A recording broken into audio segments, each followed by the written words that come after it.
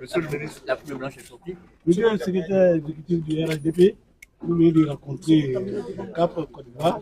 Est-ce qu'on peut savoir les questions qui ont été abordées?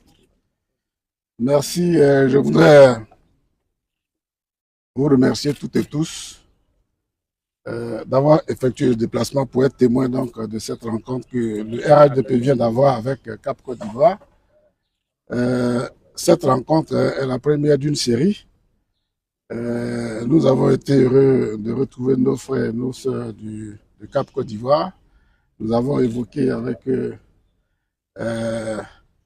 les questions qui les préoccupent, mais qui préoccupent aussi certainement beaucoup d'Ivoiriens, auxquels nous avons adjoint d'autres questions.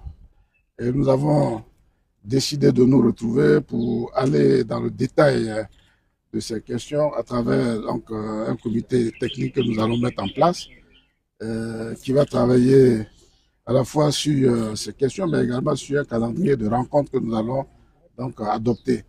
Donc, souffrez que je n'aille pas plus loin, mais vous devez vous réjouir, nous devons tous nous réjouir donc, de la rencontre, parce que c'est une première, elle n'était pas du tout attendue, elle était inespérée, mais Dieu a fait en sorte qu'elle ait lieu.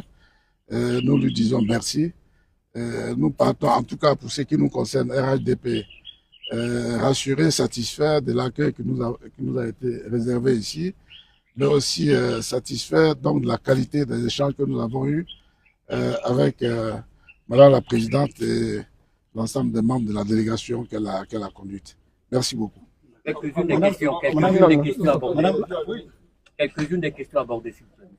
Ben, les questions qui ont pu être abordées, vous n'êtes pas quand même sans savoir que Cap Côte d'Ivoire a donc toujours évoqué un certain nombre de questions.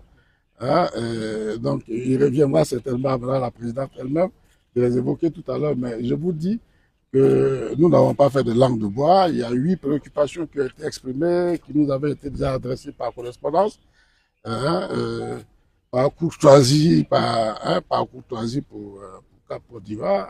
Je leur laisse le soin d'exposer donc ces préoccupations. Mais en tout cas, en ce qui nous concerne, nous avons surtout parlé de l'état de droit, Nous avons parlé donc du respect des engagements que nous prenons tous.